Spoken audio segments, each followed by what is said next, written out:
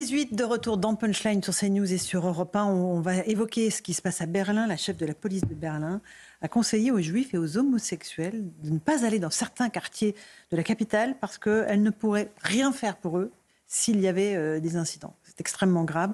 Regardez et écoutez ce sujet de Noémie Hardy et Corentin Alonso et on en débat ensuite.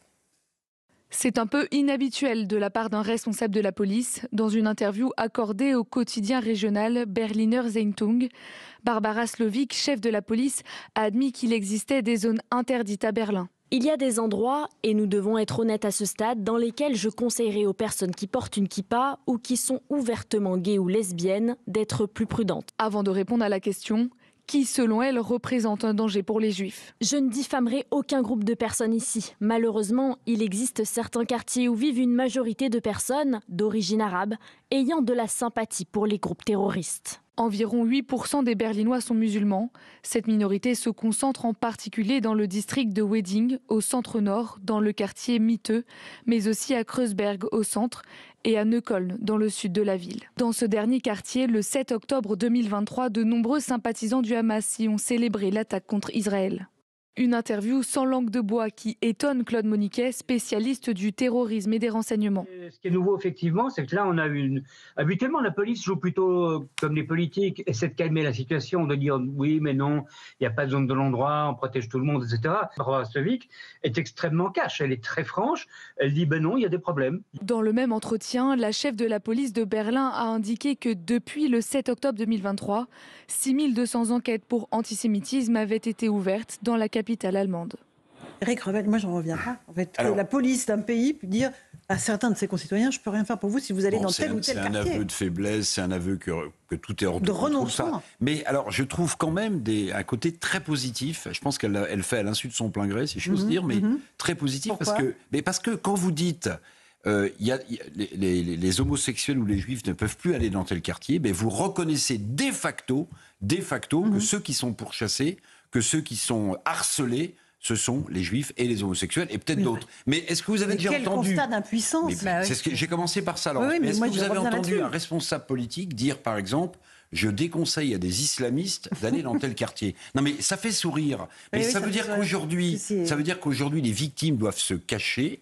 Et que les bourreaux ont pignon sur rue. Alors évidemment, elle est scandaleuse, cette déclaration de cette dame, mais au moins, elle pose... Il a raison, notre spécialiste de la sécurité. Claude Moniquet. C'est extrêmement cash. Elle dit, je vais stigmatiser personne, mais enfin, il y a quand même des quartiers où ils ont où des soutiennent les terroristes. Ils ont de la sympathie pour les terroristes. Mais enfin...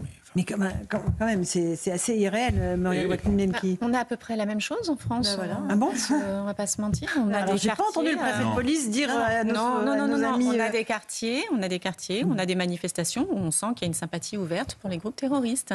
Voilà. Et dans ces manifestations-là qui se tiennent régulièrement au cœur de Paris et aux abords, vous n'y allez pas avec une kippa sur la tête. Ou si vous y allez avec une kippa sur la tête, vous faites en sorte de savoir vous défendre et de savoir répondre si jamais on vous attaque.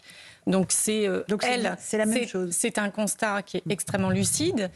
J'espère effectivement qu'en France, on n'arriverait pas à ce que notre préfet, M. Nunez, arrive à nous dire n'allez pas dans tel ou tel quartier. Enfin, on ne va pas être très hypocrite non plus.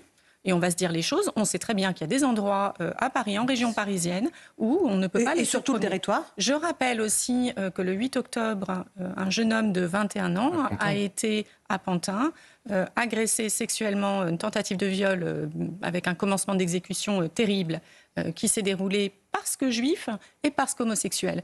Donc on n'a pas besoin d'aller dépasser le Bas-Rhin. On est là et on se dit qu'en France, aujourd'hui, en 2024, c'est aussi la situation qui est réservée aux juifs et aux homosexuels en France. Alors avec une protection de notre police et une police qui, pour l'instant, n'a pas avoué être en échec. Et il n'a pas avoué son impuissance. Louis Ragnel, et après ça... Moi, je ne suis pas tout à fait d'accord avec vous. Évidemment, être français, juif, aujourd'hui, sur notre territoire...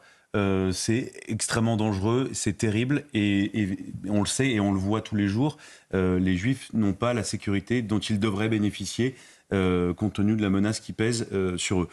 Ensuite, il y a quand même une différence énorme entre cette patronne de la police allemande qui donc baisse les bras, qui dit on peut plus rien faire pour vous, je reprends vos mots. Si vous y allez, vous risquez péril en fait. Exactement, et un discours qui est totalement inverse, notamment de Bruno Retailleau, qui dit le match de foot France-Israël, il fallait l'annuler. Non, on le maintient, il aura lieu à telle heure et on se donne les moyens pour qu'il ait lieu.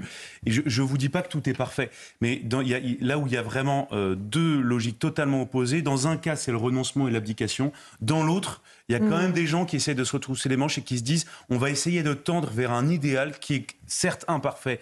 Et on en a déjà beaucoup parlé, mais on doit par principe se dire qu'on assurera la sécurité des Français juifs, et pas que les juifs d'ailleurs, de tous ceux qui sont menacés.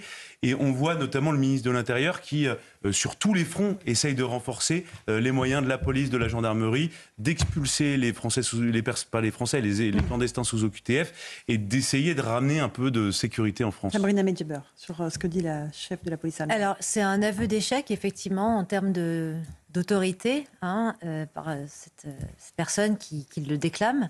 Mais je me réfère aux propos de Marie-Hélène Toraval dans le JDD, qui parle de ça, précisément, qui dit il y a des quartiers qui ne sont plus que communautaires, qui sont ethniques. Donc évidemment, c'est en France en tout cas, c'est la signature claire du plus grand échec de la Ve République, c'est-à-dire la politique de la ville. On fait venir des gens, mais on n'est pas capable de faire porter un diagnostic sur l'anthropologie des personnes qui arrivent avec leurs standards culturels qui sont composés, bien sûr, d'excision, de polygamie, de surveillance de la femme dans l'espace public, d'un rapport à Dieu qui n'est pas celui de nos sociétés laïques et sécularisées, l'anthropologie de la justice privée également, alors que nous vivons dans un état de droit. Je pense notamment aux narcotrafiquants. Donc oui, évidemment que vous faites venir des personnes qui sont incapables de se conformer à un référentiel commun. Bien, il ne faut pas vous étonner qu'ensuite les juifs aient peur et les homosexuels aient peur dans ces quartiers. C'est simplement un aveu à la fois d'échec et à la fois... Rajoutons les femmes. Et à la fois, bien sûr, et à la fois de lucidité. Je veux dire, tous les criminologues, les sociologues, les philosophes... Le voit, ça. Bien sûr. Et pour aller dans le sens Jean-Sébastien et puis Marc. de Muriel Waknin, moi j'ai en tête un certain nombre de familles juives, il me semble à Créteil notamment, et la police avait dit de déménager parce qu'ils ne pouvaient plus garantir leur sécurité.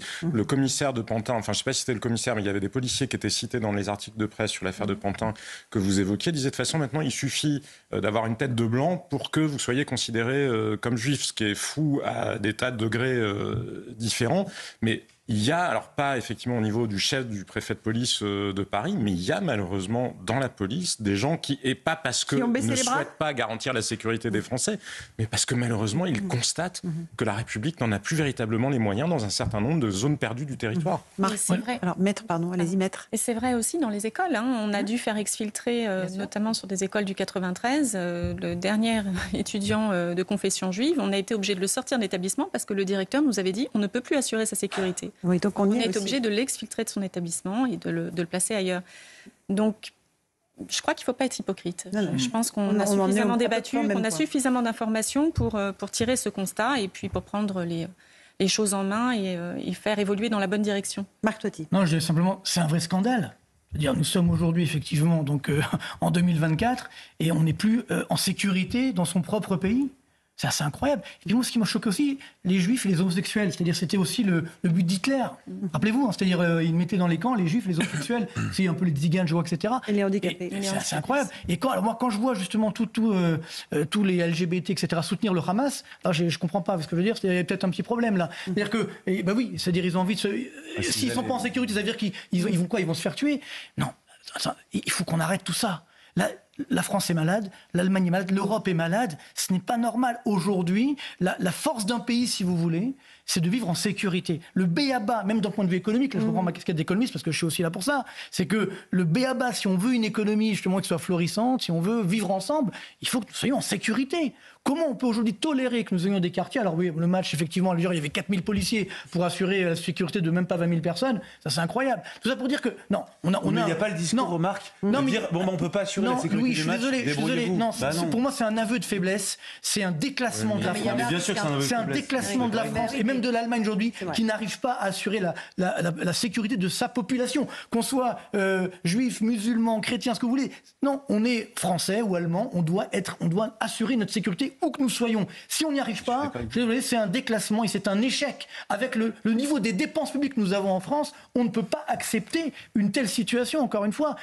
C'est quoi la prochaine étape ? Comprenez, c'est ça moi qui m'inquiète. Alors on va dire aux Juifs, il faut plus rester en France, vous êtes plus en sécurité, il faut partir, parce que sinon c'est inadmissible ce qui est en train de se passer aujourd'hui. Et moi, ce qui me vraiment refroidit, c'est que ça fait déjà des mois qu'on en parle, malheureusement, et quasiment rien n'est fait. C'est en train d'empirer. Donc attention, on joue un jeu extrêmement dangereux. Moi, je pense encore une fois. C'est pas un jeu. Je me souviens de ma jeunesse avec toutes les confessions, on était ensemble, on jouait au foot ensemble, etc. Il n'y avait pas cette tension, il n'y avait pas cette haine. Et je pense également à tous les députés LFI et autres qui alimentent cette haine. Il faut arrêter, il faut sortir de cette haine, il faut retrouver un certain niveau de vivre ensemble. Et ça passe par une tolérance zéro. Et à ce moment-là, on pourra repartir sur des bassines. Mais là, on ne peut pas continuer comme ça à dire vous ne pouvez pas aller dans tel ou tel quartier, c'est inadmissible. Et ça passe aussi par le fait de pouvoir dire les choses. Que l'autre affaire qui agite l'Allemagne aujourd'hui, enfin la presse allemande, c'est le vice-chancelier allemand, qui est un ministre écologiste, qui a provoqué une descente de police chez un retraité allemand qui l'avait traité d'imbécile sur les réseaux sociaux.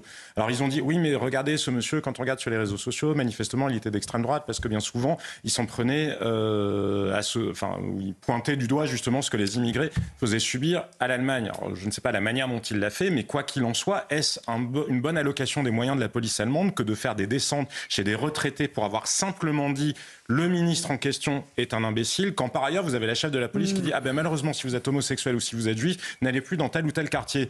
Parce que quand même, si on a des problèmes de moyens de la police, peut-être que l'urgence, ça n'est pas de débarquer chez des retraités à 6h du matin pour un message. Et je vous dis, c'était simplement imbécile. Hein. C'était pas une menace de mort. S'il y avait pas, c'était simplement, il l'avait traité d'imbécile. C'était le seul contenu du message. Mais cette pression-là pour masquer la réalité, elle existe aussi en France. Et c'est d'ailleurs le combat que mène Elon Musk, qui déplaît à beaucoup. West France se retire. Ça y est, vous êtes un adorateur de Elon Musk. Mais pas un adorateur. Je pense que la liberté, non, parce qu'il a des tas de défauts. C'est pas le point, mais je pense que la liberté d'expression et le fait de pouvoir exposer les choses, effectivement, quand on pointait du doigt il y a 10 ans la situation des enfants juifs dans les écoles de Seine-Saint-Denis, la seule réponse qui vous était faite, c'était vous le dites parce que vous êtes d'extrême droite. Ben non, la réalité, malheureusement, a prouvé qu'on le disait parce que c'était juste vrai. Il n'y a pas que les enfants juifs, il y a aussi les enfants issus de l'immigration qui veulent se conformer aux mœurs françaises. Je pense à la petite Samara qui a été tabassée parce qu'elle s'habille à la française. Il ne faut pas non plus essentialiser. Vous avez raison, Sabrina. Entièrement d'accord. Éric, vous avez je partageais moins l'enthousiasme de Louis de Ragnel sur les résultats concrets du ministre de l'Intérieur que votre point de vue maître, c'est-à-dire que oui, on est dans l'hypocrisie en France, en réalité. Et je vais vous dire, les effets collatéraux de la sortie de la chef de la police en Allemagne, il y aura des élections législatives en Allemagne au début de l'année. Vous allez voir ce qui va se passer, notamment du côté de l'AfD, qui est ce parti de droite extrême. Vous allez voir. L'une des raisons, à mon avis, pourquoi on continue à mettre la poussière sous le tapis des actes qui se passent dans ce pays, c'est que si vous voulez donner encore plus de carburant au RN, vous avouez qu'il y a plein de quartiers dans lesquels, y compris en France, on déconseillerait aux juifs et aux homosexuels d'aller. 18h30, pratiquement 31.